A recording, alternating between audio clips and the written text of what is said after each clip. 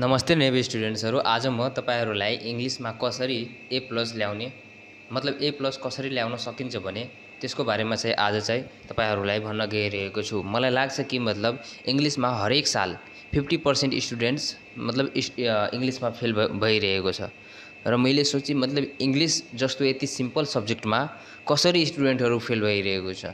मतलब अलि पनि विद्यार्थीहरुले आफ्नो क्रिएटिभिटी लगाइदियो भने इंग्लिशमा राम्रो मार्क ल्याउन सक्छ के। अब कसरी ल्याउन सकिन्छ त्यसको बारेमा चाहिँ मैले अब भन्न गइरहेको छु है। ल टाइम चाहिँ अहिले वेस्ट नगर अहिले, किनकि टाइम हरेक मतलब एक सेकेन्ड एक मिनट अहिले चाहिँ हामीहरुको लागि एकदमै इम्पोर्टेन्ट छ। त्यो कुरा तपाईहरुलाई पनि थाहा होला। ल ठीक छ, म चाहिँ अब भिडियो सुरु गर्छु है विदाउट टाइम वेस्टिङ। ल फर्स्टमा चाहिँ इंग्लिशको कुरा गरौँ। ल त हेर गाइज, म सबभन्दा पहिला चाहिँ लिटरेचर सेक्सनबाट जुन 15 मार्कको क्वेशन आउँछ नि, 10 मार्कको क्वेशन आउँछ, 10 मार्कको त्यो क्वेशन सरी 15 मार्कको यता मैले भनिदिएको 10 मार्कको क्वेशन आउँछ लिटरेचरबाट र 10 मार्कको क्वेशन आउँछ। दुईवटा क्वेशन हुन्छ, त्यो लङ एन्सर क्वेशन हुन्छ र त्यसलाई हामीलाई एक्सप्लेन गर्नुपर्ने हुन्छ। हेर अब कुन मतलब लिटरेचरको स्टोरीबाट कुन क्वेशन आउँछ त्यो पनि म भनिदिन्छु। मतलब कुन लिटरेचरको स्टोरी पढेर मतलब भाइ स्टोरी पढ मतलब स्टोरी त मतलब 20 वटा स्टोरी 21 वटा स्टोरी छ इंग्लिशमा।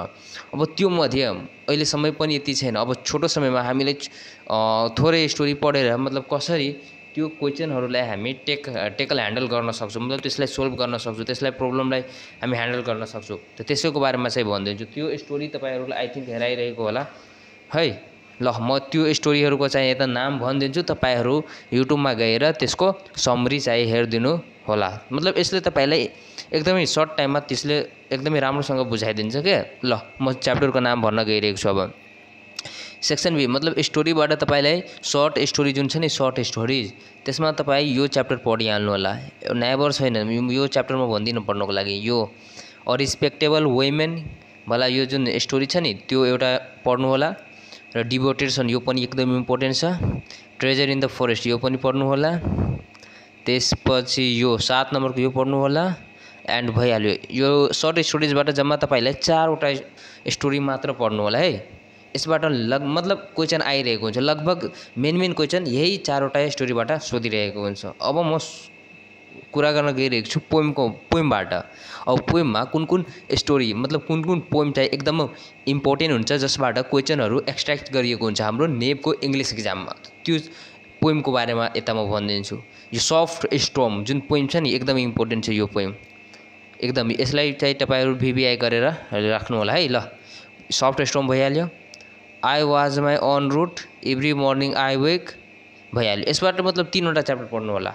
एउटा सफ्ट स्टोर्म भइहाल्यो, I was my own route र every morning I wake up. मतलब यी 3 वटा पोएमबाट पढ्नु होला र मतलब स्टोरीबाट 4 वटा च्याप्टर पढ्नु होला। ल अब एसेमा म कुरा गरिदिन्छु। यो नलेज एन्ड विजडम यो एकदमै इम्पोर्टेन्ट हुन्छ। यो लङमा सोधिरहेको हुन्छ, मतलब 5 मार्कमा यो यसबाट एउटा क्वेशन आउँछ के। नलेज एन्ड विजडमबाट 5 मार्कको क्वेशन आउँछ। यसलाई पनि भिभिआई गरिहाल्नु होला है, नलेज एन्ड विजडम वाला च्याप्टर। ल यो पनि भइहाल्यो। Humility, human rights and the age of inequality, marriage यो 2 नम्बरको marriage as a social institution. मतलब हाम्रो समाजमा मतलब नाबालिगकै उमेरमा कसरी मतलब बिहे गरिदिन्छ, मतलब त्यो रिलेटेड क्वेशन आउँछ यो 2 नम्बरमा के। मतलब समाजमा छोटै उमेरमा बिहे गराइदिन्छ। अब के भन्नु त्यसको बारेमा म त्यति कुरा गर्न अहिले चाहेन।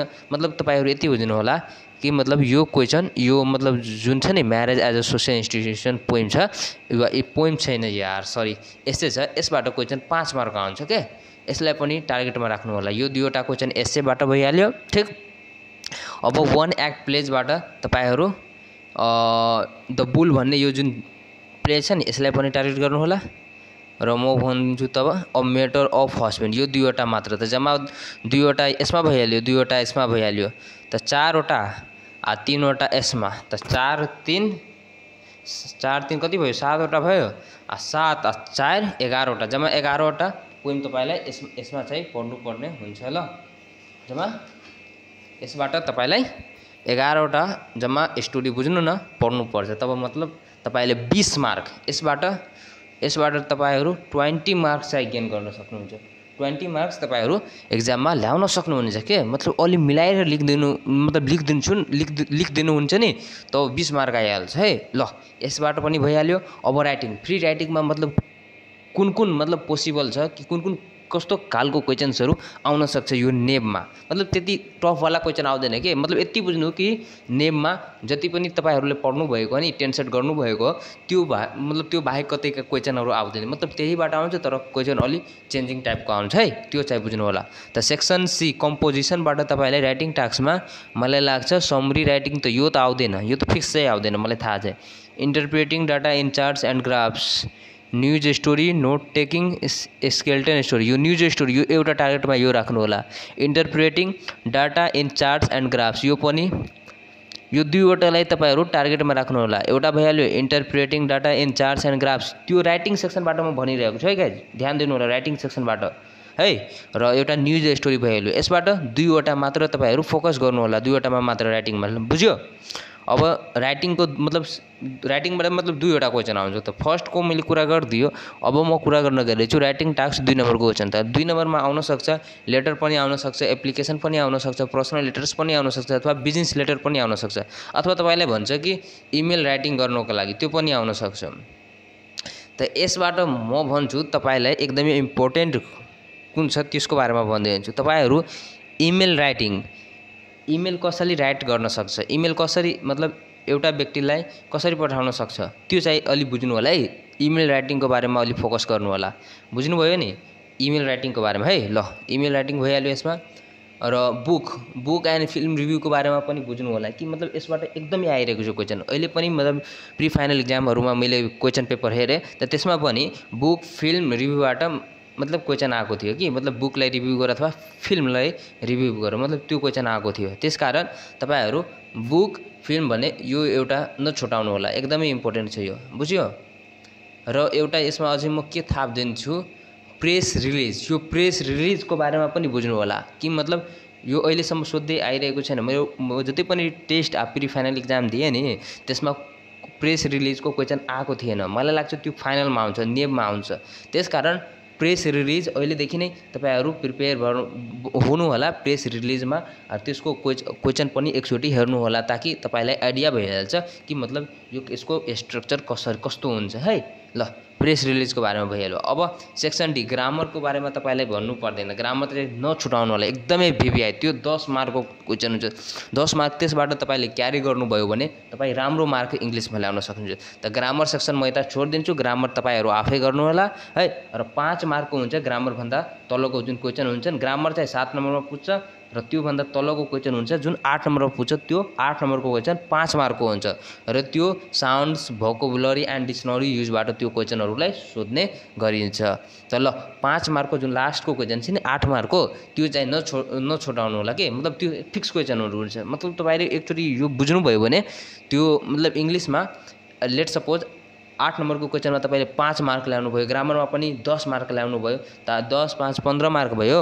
जुन फ्री राइटिङ छ त्यसमा लगभग 10 मार्कको क्वेशन छ तपाईले पूरा लेख्नु भयो भने 5 मार्क 6 मार्क पक्कै दिन्छ तपाईले के त 5 10 15 20 मार्क यस्तै भ्यालु जुन क्वेशन आन्सर सिलेबसबाट सोधिएको हुन्छ त्यसमा चाहिँ 20 मार्क 10 मार्कको आन्सर क्वेशन लङ क्वेशन चाहिँ दुईवटा हुन्छ जुन चाहिँ 5-5 मार्कको हुन्छ त 10 मार्क 10 मार्कको त 20 मार्क भइहाल्यो त 20 20 40 मार्क भइहाल्यो 15 मार्कको त कति भयो 40 40 50 55 मार्क तपाईलाई ल्याउनबाट कसैले रोक्दैन के मतलब राम्रो मार्क ल्याउन सक्नुहुनेछ इंग्लिशमा। त यो भयो मैले इंग्लिशको कुरा गरे मतलब त्यस्तै नि अझै मतलब कम्प्युटर अथवा म्याथ फिजिक्स केमिस्ट्री यदि अरु सब्जेक्टहरुको पनि यस्तै भिडियो चाहनुहुन्छ भने मतलब एउटा राम्रोसँग मतलब कसरी एउटा समय मतलब एउटा कम समयमा राम्रो आउटपुट कसरी नेबको एक्जाममा ल्याउन सकिन्छ भने त्यसको बारेमा भिडियो बनाइदिनु पर्ने सर त कमेन्ट गर्नु होला म चाहिँ त्यसको बारेमा पनि भनिदिन्छु।